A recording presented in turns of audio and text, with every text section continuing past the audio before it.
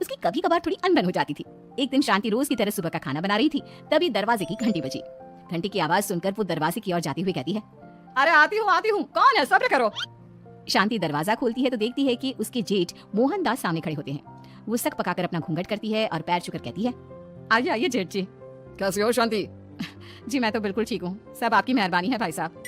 शांति और मोहनदास की बातें सुनकर शांति का पति सुहन और उसके दोनों बेटे बाहर आ जाते हैं। अरे भैया राम राम, कैसे हो आप? राम राम भाई। अरे शांति ऐसे खड़ी खड़ी क्या देख रही हो? चाय कॉफी कुछ लेकर आओ, भैया आए हैं। शांति तेजी से रसोई की ओर आगे बढ़ती हुई कहती है, अरे मेरी माँ, गेट खोलने के चक्कर में मेरे तो चावल ही जल गए। वो दौड़ी दौड़ी रसोई में जाती है और देखती है कि सारे चावल जल गए हैं। वो दोबारा चावल बनाने में लग जाती है। इतने में सोहन आवाज लगाता है, अरे शांति, तुम्हारे चावल का रोना खत्म हो गया हो तो चाय ले आओ। जी लाती हूँ अभी। शांति जल्दी जल्दी चाय बनाती है और मोहनदास को चाय देती है। सब एक दूसरे की खैर खबर पूछते हुए चाय पीते हैं। चाय खत्म होती ही मोहनदास शांति की ओर देखते हुए मजाक में कहते हैं, शांति, अब तुम्हारी चाय में दम नहीं रहा, अब हमें चाय बनाने वाली बदलनी पड़ेगी। ये कैसे मुमकिन होगा जेठ जी? घर और बाहर का सारा काम मुझे ही करना पड़ता है और कभी कभी जल्दी जल्दी के चक्कर में काम बिगड़ जाते हैं, जैसे आज चावल जल गए। अरे इसी का तो हल लेकर आया हूँ। मैंने रिश्ता देखा है अर्नव और आरुष के लिए। दोनों लड़कियां बहुत सुंदर और सुशील है। अगर आप दोनों इजाजत दें तो बात करूँ आगे। सोहन और शांति रिश्ते की बात सुनकर कहते हैं, अब ठीक है, बात चलाइए ना भैया, पर पहले लड़की के बारे में कुछ बताइए तो सही। हाँ भाई साहब, लड़की कैसी है, परिवार कैसा है, कहाँ के रहने वाले हैं? देखो परिवार तो बहुत अच्छा है, पर वे दोनों लोग बहुत गरीब है, दहेज में कुछ मिलेगा नहीं। अरे हमें दहेज में कुछ चाहिए भी नहीं, बस लड़की संस्कारी होनी चाहिए। एक लड़की तो पढ़ी लिखी है और शहर की रहने वाली है, पर दूसरी अपनी गरीबी की वजह से पढ़ न सकी और गाँव में रहती है, लेकिन दोनों है बहुत खूबसूरत। अगर तुम सबको देखते ही पसंद ना आ जाए तो मेरा नाम बदल देना। हाँ, पर तो हम आके मुन कर भरोसा कर सकते हैं भैया।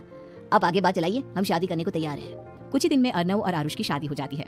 आरुष की शादी अनपढ़ लड़की मंजरी से हो जाती है, जो कि बहुत भोली भी होती है, और अर्नव की शादी पढ़ी लिखी लड़की तनुजा से हो जाती है, जो कि घमंडी और चालू होती है। एक दिन मंजरी घर के काम कर रही थी कि अचानक शांति उसे आवाज लगाती है, बड़ी बहू, ओ बड़ी बहू, मंजरी जल्दी यहाँ आओ। मंजरी जल्दी जल्दी शांति के पास जाती है। बेटा मेरे पैर दबा दे, बहुत दर्द हो रहा है। जी माँ जी, बस बर्तन धोकर आती हूँ। अरे बैठ यहाँ, मेरे पैर में बहुत तेज दर्द हो रहा है, बर्तन छोटी बहू धो लेगी। मंजरी शांति के पैर दबाने लगती है तो शांति तनुजा को आवाज लगाती है, छोटी बहू, और छोटी बहू। तनुजा थोड़ी देर से आराम से चलकर आती है। जी माँ जी, आपने बुलाया मुझे? आपको कोई काम था क्या? तो कुछ काम कर रही है या? शांति की बात काटते हुए तनुजा बोलती है, कुछ नहीं माँ, फोन पर अपने घर पर बात कर रही थी। अरे बाद में बात करियो अपने घर वालों से, पहले जाके बर्तन धो ले। तनुजा मुंह बनाते हुए अपनी जिठानी की ओर देखती है और मन ही मन कहती है, ये महारानी वहाँ बैठी है, ये नहीं कि बर्तन धो ले। मैंने इतनी पढ़ाई बर्तन धोने के लिए की थी क्या? तनुजा दांत पीसकर वहाँ से चली जाती है। अगले दिन सब दफ्तर चले जाते हैं, तभी डाकिया चिट्ठी लाता है। शांति चिट्ठी लेकर मंजरी से कहती है, बड़ी बहू जरा छोटी बहू को बुलाना, एक चिट्ठी आई है। मेरी तो आंखें कमजोर है तो मुझसे पढ़ा नहीं जाएगा। मंजरी तनुजा के पास जाकर कहती है, तनुजा तुम्हें माँ जी बुला रही हैं। मुझ पर हुक्म मत चलाओ, काम बताओ काम। अरे मैंने तुम पर कहाँ हुक्म चलाया, और हुक्म चला भी दूंगी तो क्या हुआ, तुम तो मेरी छोटी बहन की तरह हो ना। तुम जैसी अनपढ़ जाहिल और गांव की गवार मेरी बहन नहीं हो सकती। बेचारी मंजरी तनुजा की बात सुनकर अपना सा मुंह लेकर रह गई। कोई चिट्ठी आई है, माँ जी तुमसे पढ़वाना चाहती है, बस इसलिए बुला रही हैं। मुंह टेढ़ा करके तनुजा मंजरी का मजाक बनाती हुई कहती है, अनपढ़ कहीं की। तनुजा का ऐसा बर्ताव देखकर बड़ी बहू बहुत दुखी होती है। तनुजा को अपनी पढ़ाई का घमंड इतना हो गया कि अब वो घर के कोई काम नहीं करती और अपनी जिठानी का मजाक बनाती रहती। तनुजा का ये बर्ताव अब उसकी सास को भी नजर आने लगा था। एक दिन शांति ने अपनी बड़ी बहू से कहा, मंजरी, तनुजा हर समय तुम्हारा मजाक उड़ाती है, तुम्हें गुस्सा नहीं आता क्या? आता तो है माँ जी, लेकिन मैं क्या करूँ, जब भी उसे कुछ बोलती हूँ वो और भी जली कटी बातें मुझे सुनाकर चली जाती है। मैं उसे अपनी छोटी बहन की तरह प्यार करती हूँ, लेकिन उसके दिल में मेरे लिए कोई इज्जत नहीं। बहू तूने वो कहावत सुनी है, जुल्म करने वाले से ज्यादा जुल्म सहने वाला अपराधी होता है। मंजरी अपनी सास का इशारा समझ जाती है। वो अपनी देवरानी को सबक सिखाने की ठान लेती है। और एक दिन शांति अपनी दोनों बहुओं के साथ बैठी थी तो शांति अपनी बड़ी बहू से पूछती है, अरे बहू शाम होने को है, कुछ सोचा है क्या बनेगा खाने में? माँ जी मेरे तो सर में बहुत दर्द है आज, मेरी प्यारी देवरानी ही कुछ अंग्रेजी खाना बनाकर खिलाएगी। सुना है पढ़े लिखे लोग अंग्रेजी खाना बहुत अच्छा बनाते हैं, क्यों तनुजा? इतना कहकर मंजरी अपनी सास की ओर देखकर मुस्कुरा दी। तनुजा अपनी तारीफ सुनकर बहुत खुश हो गई। इतने में शांति कहती है, ये तो सच बात है छोटी बहू, ये तो मैंने भी सुना है, हम भी पक गए हैं बड़ी बहू के हाथ का खाना खा खा कर। तनुजा, तुम्हारी माँ भी तो तुम्हारे खाने की बहुत तारीफ करती है, आज हमें भी खिला दो कुछ अच्छा सा बनाकर। शांति की बात सुनकर छोटी बहू और आसमान पर चढ़ गई, पर उसे ये कहाँ पता था कि उसकी सास और जेठानी उसे सबक सिखाना चाहती है। तनुजा अपनी तारीफ सुनकर खुश तो बहुत होती है, पर सोचने लगती है, मुझे तो कैसा भी खाना बनाना नहीं आता, अब मैं क्या करूंगी? अगर मैंने इनको सच बता दिया तो मेरी सारी इज्जत मिट्टी में मिल जाएगी। अरे छोटी बहू क्या सोच रही हो, खिलाओगी ना अपने हाथ का अंग्रेजी खाना? छोटी बहू हाँ में सर हिला देती है।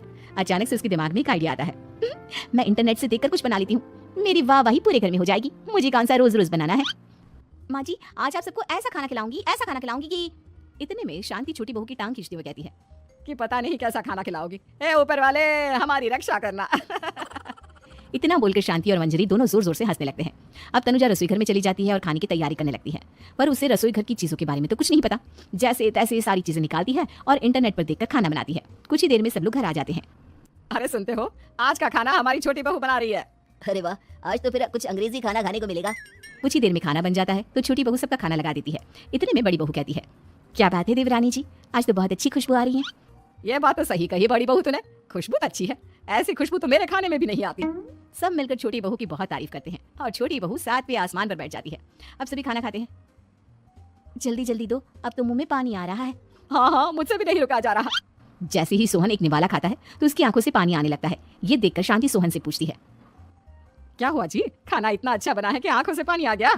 सोहन चुप रहता है और धीरे धीरे से खाना शुरू कर देता है।